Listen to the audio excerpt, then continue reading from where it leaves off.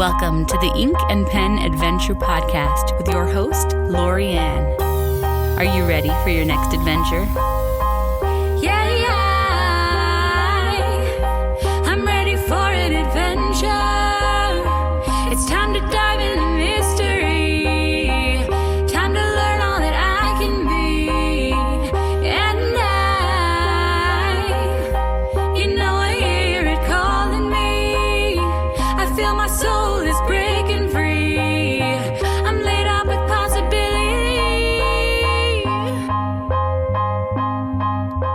Well, hello everyone, and welcome back. This is Ink and Pen Adventures, the podcast, and I'm Lori Ann, your host, and I've been away for a while. There really wasn't a specific reason. It just happened. Break. It's been a rough 20 months, I will say. We have had a lot of loss in our family, and that is not what we're going to talk about today, but it has absolutely impacted what I do and how we travel, because we have not traveled as much as we have in the past, and we're okay with that as well. There are ebbs and flows in all of this, but today I wanted to talk with you about why I travel. And I means me individually, but also I means my husband and I, because we have a lot of the same interests and a lot of the same goals when it comes to traveling. So today we're going to dig into 5 reasons why I travel. The first one is a pattern breaker. Now, we've come through the pandemic, and that was, unprecedented, right? In 100 years. Absolutely unprecedented. And it changed a lot of things. Changed about the way we look at life. Okay, I'll speak for myself. The way I look at life. The way I appreciate the people and the things around me and the opportunities that I get, that I make, that I have in order to expand my horizons, because I got really stagnant during the pandemic, as I think a lot of people did. We got really comfortable staying in our homes, and it became a little more difficult to get out and go do things because it's nice and cozy here. And I got my food, and I have my cats, and I have my husband, and I have my things.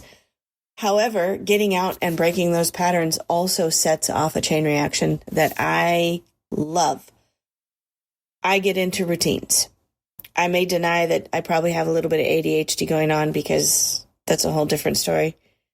But I get into routines. I work, I sit at my computer, I play games, I watch television. I have a lot of things I want to do. I have a theater that I do, and I have a theater company that I run. I have creative crafts and things that I want to do and create, and I sometimes just simply don't. And those are patterns that I get really stuck in because they're easy. I don't want easy all the time. I want easy some of the time, absolutely.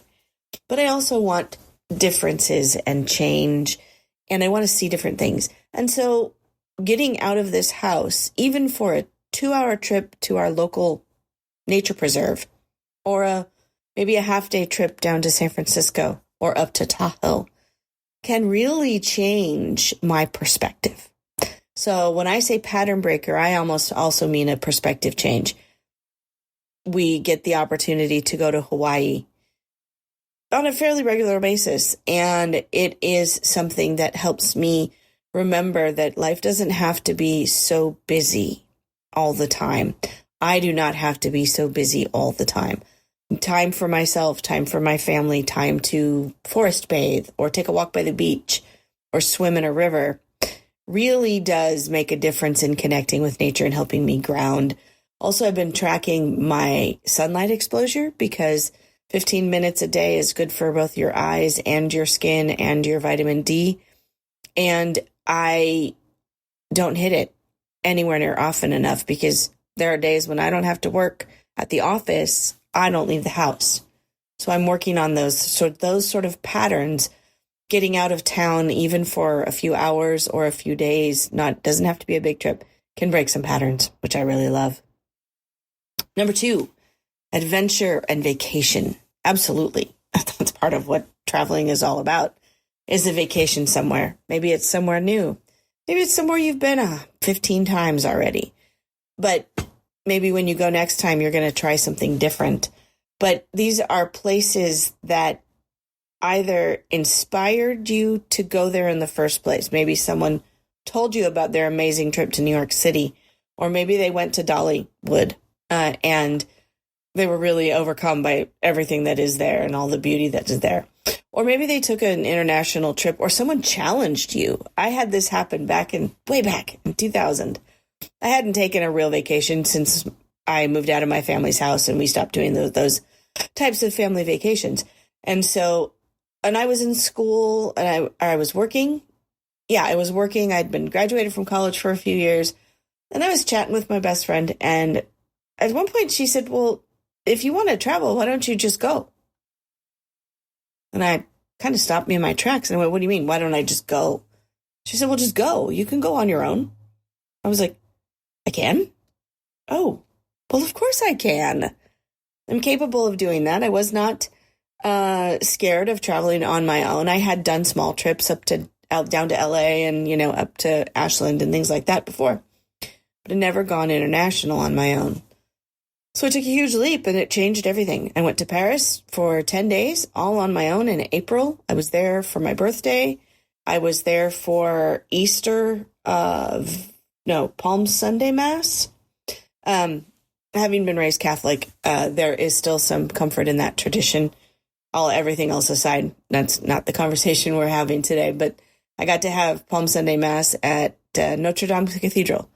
So big things like that started a love of travel that I don't want to ever change. I really do enjoy it. And so somewhere new. So maybe someone challenges you. Someone offers up an idea. Hey, what if you met me here? Let's go for a weekend, or let's meet me in St. Louis. Sorry. Reference to an old film if you're not familiar with that. Another way to do this, and this is something that we are looking at for a couple of trips, is themed trips. And I don't necessarily mean you're going through a tour company and doing anything like that, although you absolutely can. They're out there. If you have questions, let me know. I am a travel advisor and I'm happy to get you connected and set up with something. But I'm not here to sell that right now. However, they do exist. But there are food trips, and there are amazing food trips out there. Go to Italy and learn to cook in in someone's home. Go to Paris and learn to make patisserie. Go to, there's a number of places that you can go for food. Just go on an eating trip or a beverage trip where you're doing, if you are a whiskey fan, go to Scotland and tour the distilleries for Scotch whiskey. Or even the American South has a bourbon trail, I believe is what it's called. If you're interested in that, you could do tea and coffee and all sorts of things. So there's lots of food options. One of my favorites is stationery and books because I love them. I love paper products. I love pens and notebooks and planners and guides and travel journals. And there are some really stunning stationery stores. Now, this isn't your Office Max type of stationery store. This is, if Jet Pens, which is an online retailer, had a shop, or visiting the places that are connected to Hobonichi in Japan, Loft, and places like that, going to Kinokuniya and Maido. Those are all stationery stores, but also the really cool small places like Little Craft Place and Oblation Papers that really give you curated products to help you document your life. And since this is a program about documenting your journey, whatever that journey may be, stationery fits right in. But can you imagine just doing a tour of an area where there's like 3 or 4 of these really cool specialty shops? That'd be fun. Gardens. Oh, love to go to the gardens. Portland is one of my favorite places to visit for Washington Park. And the Japanese garden, the Rose Garden, the Shakespeare part of the Rose Garden. Even Golden Gate Park here in California has a Shakespeare garden, a Japanese garden, a botanical garden, a rose garden. I think there's a few others. There's the polo fields. There's a lot to visit. Go hit those gardens, Butchart Gardens in Victoria. Worth the trip, worth the trip, worth the trip. Another one that we did, and this was we were able to take a river cruise a few years ago, and it was wonderful. We did a castle tour, and we saw, I think, 4 or 5 different castles, including Neuschwanstein, which is the inspiration for the Disney castles. for the turrets on the Disney castles. And so there's another theme right there. And there's, so many. An outdoor adventure, a hiking club, friends of mine do the Camino in Spain, where they walk the Camino. And I have a friend that does those tours. So specialty, absolutely out there and easy to find. The third category is family. And this one is often tied in with the other two as well, pattern breakers and adventure or vacation, because often we are traveling with family, but sometimes we just go see family. We have family in a number of places around the country. And actually, I do also have family internationally at this point, which is really exciting. But those visits are focused so much more on hanging out with the family, doing things with the family, and spending that quality time because, as I mentioned, we've had a lot of loss in this past 20 months. And it reminds me that these times are precious and these people are precious and they have unique insights and they have fun energy. And it just is really great to get to know them. And I want to see them before time gets to be too long. So that's another aspect of why I travel. The fourth one, and this one is kind of a different one because I don't travel for my day job. I work for a California state agency, but I do travel for my theater and my school and the travel business. And so for theater, whenever I go see theater somewhere, because it falls under my theater business, that's considered business travel. Now, is it fun? Most of the time, absolutely, it's fun. Going to Ashland, Oregon and watching a play, totally fun.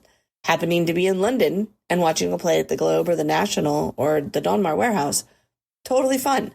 But also sometimes it's work. Maybe I'm at a conference and it's an up at 8 o'clock in the morning and busy until 10 o'clock at night type of deal. And it's exciting and invigorating and exhausting, but it's still business travel. I also travel for a regional theater festival that I'm part of through the Kennedy Center. And I find that some of the most enriching travel that I do. I get to go and spend time with my colleagues from the schools around the area, around the region. And I also get to spend time with students and I get to learn what they're thinking and how they're looking at life right now because it changes about every 3 or 4 years. Our students' perspectives shift as a new batch of high school graduates come in to our school. So that's really, it's an exciting place to be. And it is totally 100% exhausting, but it's fulfilling in a way that sometimes I don't know that business travel is for a lot of people. Opportunities to learn as well with that. And then travel for travel business purposes. Attending a conference, going to TravelCon or the Travel Forum in Vegas, traveling on a trip to get familiar with a location before, like when we first brought the family to Hawaii, we decided to take a trip a couple of months before that so we could get ourselves familiar with the resort we were going to so we could be a local expert in that sense, that we knew a little bit more about what there was to offer. What they had to offer. And some of the fun things we could do around the island and things like that. So learning, going places for the travel business, that's a beautiful perk of being in the travel business. And then the last one, and this one encompasses pretty much everything else. So your bucket list. Okay, if you want to call it something else, your goal list, your ultimate travel destination list, where I want to go before I'm done travel list, whatever you want to call it, make one. Maybe get out a map and maybe start just, put it up on a cork board and start throwing some darts at it and see where it lands. Granted, you don't have to go everywhere it lands, but maybe you'll find somewhere that you've never been. We have a friend that went to Croatia for the first time, probably about 15 years ago, and was stunned, had no idea what to expect. Because, we've heard of some of these places based on the news that we're given, and it's not always the best news. And that doesn't mean that the location is not a good place to travel. Always, when traveling, especially internationally, check your State Department websites first to make sure that there are not alerts or things you do need to know about, because that does happen. For example, a region, one of our family members in Mexico, they want to go visit. actually has a really high alert going on right now due to some activity that is putting tourists at risk. So I checked that, and then I said, hey, you know what? I'm not sure that I'm comfortable with that. So double check and make sure that you have checked in with your state departments and that you are letting them know if you are traveling internationally. Sorry, that's a little side tangent there, just because we want to make sure you're traveling safely. I've just put down 4.5 items, and I say 4.5 items because one of them is 2 different cruises, but they're in the same category. The first one is that we've always wanted to go to Vietnam and Cambodia and Laos. I have heard of the beauty of these countries, of the beauty of these people and their culture, and I really want to learn more about it. And we just heard a few weeks ago that my mother-in-law is interested in that, and that's fantastic because I wasn't sure she was going to want to travel to Southeast Asia, and she doesn't know a lot about it. So that's really exciting. One of the other things I really want is to visit the Christmas markets in Europe. Actually, anywhere over there. The Christmas markets that happen all the way down from the UK all the way down into Spain and Italy. Just because I've seen beautiful photos. I've had family members attend, and they say they really are just magical. The Northern Lights. And before, you had to go to Svalbard to get there. But now they're dipping down into Canada, and they're dipping down into the United States and lower latitudes in that latitude. Oh my God. I may have just made a huge faux pas. I forget which is which. I think it's latitude. And dipping down into the lower areas where we can see them without having to go to the northern countries or going to Alaska, although I do want to do that as well. And then the last one on this, and this is not the last of my list, but this is the last one I'm going to mention, are transoceanic cruises. So transatlantic, transpacific, going from, New York to Southampton, or going from Fort Lauderdale or Port Canaveral to Barcelona, but also going the other direction. And actually, one of the things we had talked about was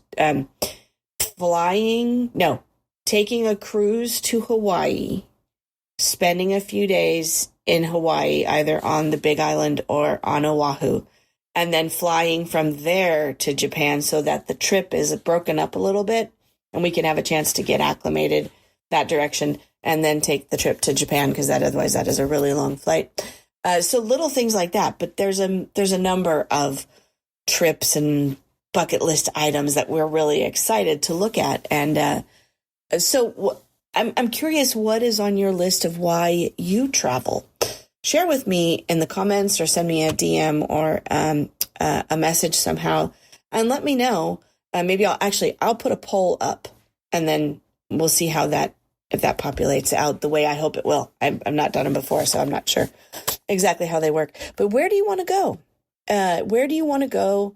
What do you want to see? What do you want to experience before your traveling days come to an end? And I am excited to be back. And I'm looking at how we are going to be repurposing, not necessarily, I take that back, not repurposing, but redirecting the conversations we have here, just because travel fatigue and podcast fatigue can happen, and we don't want that to happen. So I'm going to keep it interesting. This is also about documenting this journey that we're on together. So maybe that is doing a travel journal when you take a trip. There's all kinds of notebooks you could pick up. I'm also going to be launching a class on travel journaling, a short one, coming up in the next couple of months, where we can get you started so that way when you do travel, you can take that and capture those moments, those items, and not have it take a lot of your vacation time, but have it be something that you put on your shelf and you pull out every once in a while when you want to remember that amazing night you had at that cafe in Paris, where you had your anniversary dinner or your birthday dinner, or you were simply celebrating being out in the world and traveling. So tell me, where do you want to go? And I would love to go with you. Thanks for joining me, and I will talk to you soon. And I wish you a very great bon voyage.